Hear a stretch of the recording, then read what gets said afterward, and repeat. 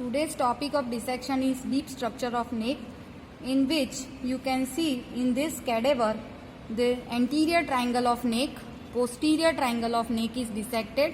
This is sternocleidomastoid muscle which is reflected. You can see the structures which is present in the carotid sheath. This is common carotid artery, vagus nerve and internal jugular vein. Over here in this you can see the parotid gland is reflected here. The mandible is already cut for the dissection of infratemporal region. Here the submandibular region is also dissected out, and structures attached to the styloid process, they are seen over here. And in deep structure of neck, the structures present in the deep structure of neck, they are thyroid gland, parathyroid gland, and this trachea, esophagus, they are the viscera, carotid artery, subclavian artery. Last four cranial nerves, they are 9, 10th, 11th, 12th. Lymph nodes are there over here, and other nerves, they are the cervical sympathetic chain and cervical plexus. But today we will see the last four cranial nerves. They are 9, 10th, 11th and 12th. They are attached to the medulla oblongata. Just have a look for all four cranial nerves. This is 12th cranial nerve, which is hypoglossal nerve. This is 10th cranial nerve, which is vagus nerve. You can see the nerve which is going inside the sternocleidomastoid, that is the spinal accessory nerve, and nerve which is deep to the styloid process. You can see over here, this is 9th nerve, which is glossopharyngeal nerve. So let's see the nerve one by one in detail.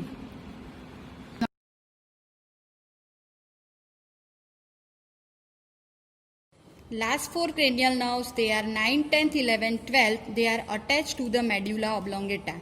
You can see in this medulla, this is a pyramid, olive, and this part is known as inferior cerebellar peduncle. Here, hypoglossal nerve, it arises from anterolateral sulcus between pyramid and olive, and 9, 10th and 11th cranial nerve rootlets, they arises from this between olive and inferior cerebellar peduncle.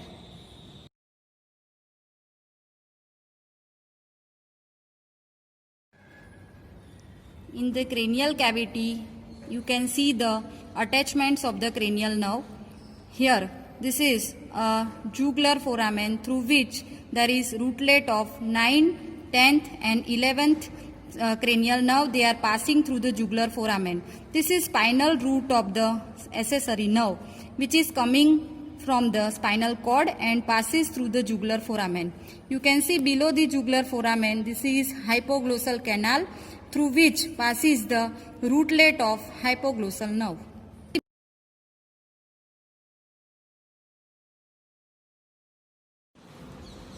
Ninth nerve or glossopharyngeal nerve, which is mixed nerve having motor and sensory fiber. It passes deep to styloid process and styloid group of muscle. So see, this is styloid process and styloid apparatus. For better understanding of course of glossopharyngeal nerve, first we will see the styloid apparatus.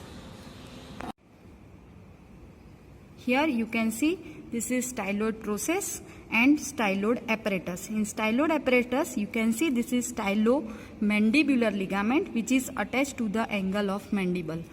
And you can see from this, here this muscle is styloglossus. This muscle from the base, it is stylohyoid. Along with, you can see, along with it fuses with the posterior belly of digastric. Now, below this, you can see this is stylopharyngeus muscle. And this nerve is glossopharyngeal nerve. Now, deep to styloid process, this is glossopharyngeal nerve, which is 9th nerve, and it is having sensory and motor fiber. Functional component and nuclear origin of glossopharyngeal nerve, in which you can see this is nucleus ambiguous, this is inferior salivary nucleus, this is nucleus of tractus solitarius and spinal nucleus of trigeminal nerve. So this inferior salivary nucleus, they provide the preganglionic secretomotor fibers to the parotid gland. Nucleus ambiguous, they provide the nerve supply to the stylopharyngeus muscle that is develops from the branchial arch. Solitary nucleus or tractus solitarius, that will carry the taste sensation from valate papilla and post-sulcal part of the tongue. And spinal nucleus of trigeminal nerve, that carries the general visceral and somatic sensations from posterior part of the tongue. Spinal nucleus of the trigeminal nerve, that carries general somatic sensations from the posterior part of the tongue, tonsil, oral pharynx and soft palate. Superficial origin of glossopharyngeal nerve, it arises from the posterolateral sulcus of the medulla oblongata, and after coming out the rootlet will enter into the intermediate compartment of jugular foramen, having two ganglia, superior ganglion and inferior ganglion of the glossopharyngeal nerve, and exits from the jugular foramen. When it exits from the jugular foramen, it passes between internal jugular vein and internal carotid artery.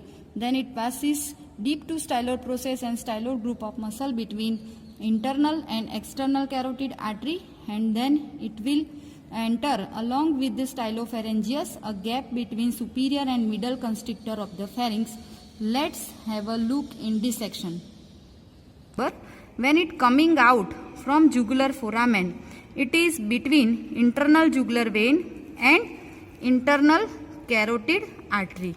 Then it passes between internal carotid artery and external carotid artery. This nerve is glossopharyngeal nerve. Then along with it wind round the lateral border of stylopharyngeus muscle, and it reach to the superficial surface of stylopharyngeus, and both the structures will enter into this gap between superior and middle constrictor of pharynx. Here you can see this is glossopharyngeal nerve and this muscle is stylopharyngeus. Glossopharyngeal nerve is having two ganglion, superior and inferior ganglion. Now the branches of glossopharyngeal nerve, communicating branch, it communicates with the superior cervical sympathetic ganglion and both ganglia of the vagus nerve. Now it is having distributing branches. So distributing branch, you can see this is the tympanic branch. Here you can see this tympanic branch which is going through the tympanic canaliculus and tympanomastoid fissure. It will reach to the promontory. Here it joined with caroticotympanic nerve to form a tympanic plexus, from which the lesser petrosal nerve arises and it reach to the otic ganglion and postganglionic secretomotor fibers that will supply the parotid gland. Now here you can see this branch, that is carotid branch, going to the carotid sinus and carotid body. This branch is pharyngeal branch, and this pharyngeal branch will reach on the surface of middle constrictor. Here it joined with pharyngeal branch of vagus nerve and pharyngeal branches of superior cervical sympathetic ganglion to form a pharyngeal plexus, and this pharyngeal plexus will supply all muscles of palate except tensor veli palatii and all muscles of pharynx except stylopharyngeus. This branch is pharyngeal branch, which is muscular branch to the stylopharyngeus. And here you can see the other branches. They are lingual branches to supply the valate papilla and post-sulcal part of tongue, and rest of the branches, they are tonsillar branches to supply the tonsil and fauces and soft palate.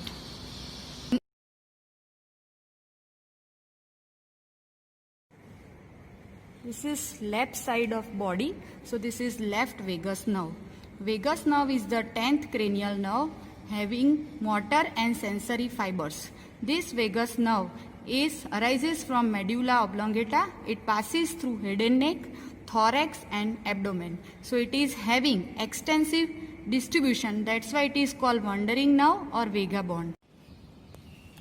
Vagus nerve is having three parts: cervical part, thoracic part and abdominal part. Cervical part is having two ganglion, superior ganglion and inferior ganglion. Superior ganglion is known as jugular ganglion and inferior ganglion is known as nodose ganglion.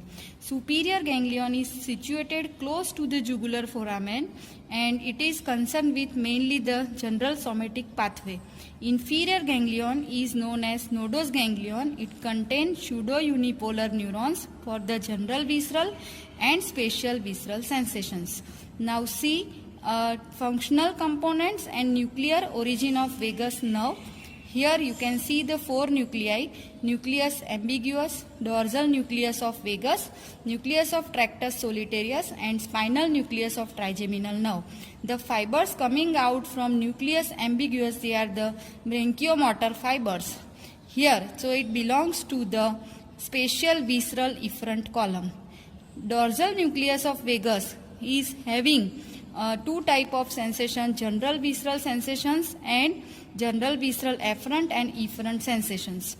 Now, third nucleus, that is nucleus of tractus solitarius, it belongs to the spatial visceral afferent sensations and carries the taste sensations.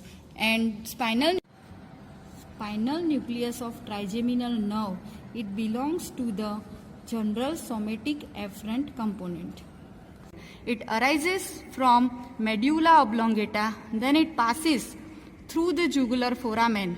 After coming out from jugular foramen, it passes vertically within the carotid sheath.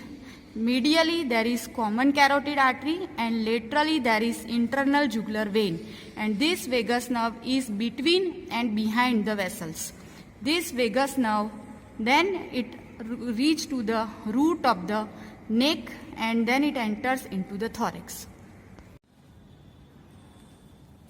Here you can see the two ganglia of the vagus nerve, superior ganglion and inferior ganglion. Now the branches from the superior ganglion, that is, first one is meningeal branch, not seen in this diagram, but it enters into the posterior cranial fossa and supply the dura mater of posterior cranial fossa. Second branch is auricular branch of the vagus nerve, that is known as Elderman's nerve, and that branch will supply the cranial surface of auricle, external acoustic meatus, floor and posterior wall and adjoining tympanic membrane. From the inferior ganglion, you can see the branch, that is pharyngeal branches. This is superior laryngeal branch and carotid branch. Pharyngeal branch, here you can see it is passing behind this internal carotid artery, and this pharyngeal branch will reach on the surface of middle constrictor muscle and it join with the pharyngeal branches of glossopharyngeal nerve and pharyngeal branches of superior cervical sympathetic ganglion to form pharyngeal plexus. And this pharyngeal plexus, it supplies the all muscles of pharynx and soft palate except stylopharyngeus and tensor veli palatii. Now this branch is going to supply the carotid sinus and carotid body, and this is superior laryngeal branch, divide into internal and external laryngeal nerve. From the trunk, this vagus nerve will give cardiac branches, as well as on the right side it will give right recurrent laryngeal nerve. And this right recurrent laryngeal nerve, it wind round the first part of subclavian artery and to supply the intrinsic muscles of larynx except cricothyroid. Let's have a look in dissection. Here you can see the branches coming from inferior ganglion or nodose ganglion. This is thicker branch, that is superior laryngeal nerve. This superior laryngeal nerve passes downward and medially behind the internal carotid artery. This is internal carotid artery. It is passes downward medially behind the internal carotid artery. Here it divides into two branch. This is internal laryngeal nerve and this is external laryngeal nerve. Internal laryngeal nerve is sensory nerve, and here it pierces the thyroid membrane along with superior laryngeal vessels, and it will supply this laryngeal mucous membrane, vallecula and pyriform fossa, and supply the laryngeal mucous membrane above the vocal fold. This is now external laryngeal nerve. This external laryngeal nerve passes posteromedial to the superior thyroid artery, and this nerve reach to the upper pole of lateral part of the thyroid gland, and deep to that it supplies the cricothyroid muscle, and it also give tweak to the inferior constrictor muscle. This is right vagus nerve. Here from the trunk of vagus nerve there is cardiac branches that will supply the heart. From here at the root of the neck, right vagus nerve gives the branch that is called right recurrent laryngeal nerve. This right recurrent laryngeal nerve arises near the root of the neck from right vagus nerve. It winds round the first part of right subclavian artery, and then it appears into the tracheoesophageal groove, and this right recurrent laryngeal nerve supplies the laryngeal mucous membrane below the vocal fold.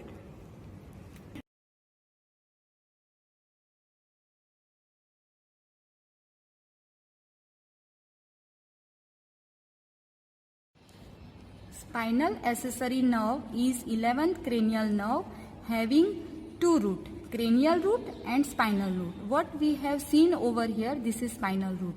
Spinal root is separate entity, but cranial root is represent the detached rootlet of vagus nerve. So that's why it is called spinal accessory nerve. Now in this book picture you can see the deep origin of cranial root as well as deep origin of the spinal root. This deep origin of cranial root, you can see the deep cranial root arises from the lower part of nucleus ambiguous as well as dorsal nucleus of vagus. This cranial root emerges out through the posterolateral sulcus of medulla oblongata and enters into the intermediate compartment of jugular foramen, and it exits from the jugular foramen. Here it is separated from the spinal root and it joined with the inferior ganglion of vagus nerve. Deep origin of spinal root arises from elongated motor nucleus from lateral part of anterior gray column of upper 5 cervical segment of the spinal cord, and from this it will form the ascending spinal root, and this ascending spinal root, it is passing between the ventral and dorsal root of spinal nerve, and this ascending spinal root, where after coming out through the foramen magnum, it will enter into the intermediate compartment of jugular foramen, join the cranial root, and after exits from intermediate compartment of jugular foramen, it is separated out from the cranial root. Let's see in cadaver. Spinal root of spinal accessory nerve coming out through the jugular foramen, it is separated from the cranial root. Initially it is passing behind the internal jugular vein, then it is deep to styloid process and styloid group of muscles. Here you can see the spinal accessory nerve, then after it pierces the sternocleidomastoid muscle, and deep to sternocleidomastoid muscle it joined with the C2 nerve. Now after piercing through the posterior border of middle of the posterior border of sternocleidomastoid muscle, it is enters into the posterior triangle of neck. In posterior triangle of neck, it communicate with C2 and C3 roots. Here it rests on levator scapulae muscle. Here it is covered by skin superficial fascia and platysma and separated from levator scapulae by prevertebral fascia. Then it going to the to supply this trapezius. It will reach up to the anterior border of trapezius, and 5 cm above the clavicle it pierces the anterior border of trapezius. Deep to trapezius it joined with C3 and C4 root to form subtrapezoid plexus to supply the trapezius. That's why Finally, the spinal root of spinal accessory nerve supplies two muscles, sternocleidomastoid muscle and trapezius muscle. Now you can see the branches of the cranial root. Cranial root is joined with inferior ganglion of vagus nerve. After that, it distributed via three branches. You can see this is pharyngeal branch that will supply all muscles of the soft palate except tensor veli palatii and all muscles of pharynx except stylopharyngeus. Second branch is through it, that is recurrent laryngeal nerve, supply all muscles of larynx except cricothyroid. And third branch, this is through it, that is cardiac branches that will cardio inhibitor to the heart.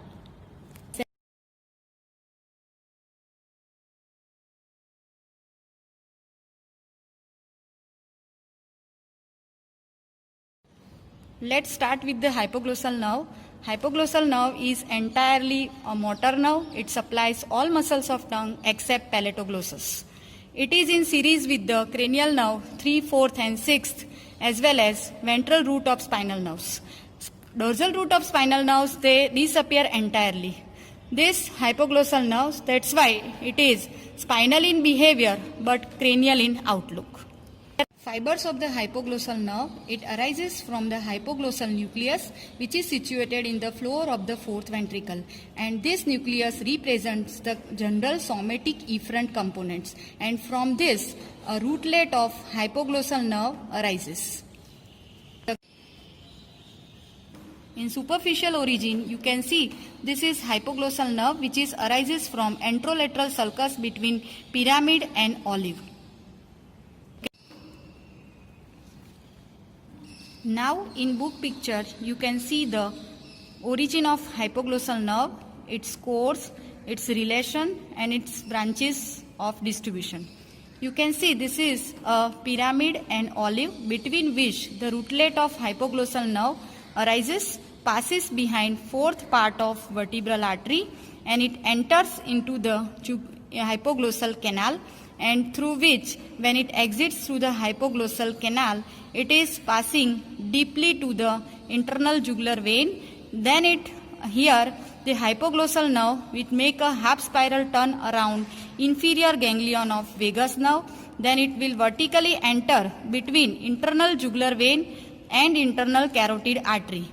Then in this is posterior belly of digastric and stylohyoid. It passes deep to the posterior belly of digastric and stylohyoid and appears in the carotid triangle. From here, it passes above the greater cornu of hyoid bone, and again it passes deep to the posterior belly of digastric and stylohyoid. Then it appears in the digastric triangle. So, hypoglossal nerve is twice related with posterior belly of digastric and stylohyoid. You can see here this hypoglossal nerve. Here in this carotid triangle, it is crossing superficial to the external carotid artery, internal carotid artery and loop of the first part of lingual artery. Then here it enters in this submandibular region, it will rest on the hyoglossus muscle. Here it is above, it is related with submandibular gland and its duct. This is lingual nerve, and here it is accompanied by the pair of vena comitants. Then it passes deep to this mylohyoid, pierces the genioglossus and supply the all muscles of tongue. In this figure you can mark out this hypoglossal nerve. Again it joined with the fibers of C1 and C2, and fibers carried by C1 that will form a descendens hypoglossi, and that will join with descendens cervicalis. You can see here there is formation of the loop of ansa cervicalis. See the branches of hypoglossal nerve. First there is communicating branch. You can see this is hypoglossal nerve which is communicated with this inferior ganglion of vagus nerve. It will also give communicating branch to superior cervical sympathetic ganglion, and you can see it is this hypoglossal nerve carries fibers of C1 and C2 loop, and it will also form fibers of C1 also form descendens hypoglossi, and that can communicate with the descendens cervicalis to form ansa cervicalis. Now about distributing branches. First one is meningeal branch of hypoglossal nerve, which recur through the same foramen, and it will supply the dura mater of posterior cranial fossa and diploic tissue. Next is descending branch, that is forming descendens hypoglossi, and that will join with the fibers of descendens cervicalis to form ansa cervicalis, and this descendens hypoglossi will supply the superior belly of omoid, and through the loop of ansa it will supply the inferior belly of omoid, sternohyoid and sternothyroid. It gives branch to the thyrohyoid and fibers of C1, through which it will branch to the geniohyoid, and rest of the branches that will supply all intrinsic and extrinsic muscles of the tongue except palatoglossus, which is supplied by cranial root of accessory nerve through the pharyngeal plexus. Let's see in cadaver the course, relation and branches of hypoglossal nerve. This is hypoglossal nerve. When it exits from the hypoglossal canal, it will passes deeply behind the internal jugular vein. Then it appears here between internal jugular vein and internal carotid artery. Then two. Here it passes deep to posterior belly of digastric and stylohyoid.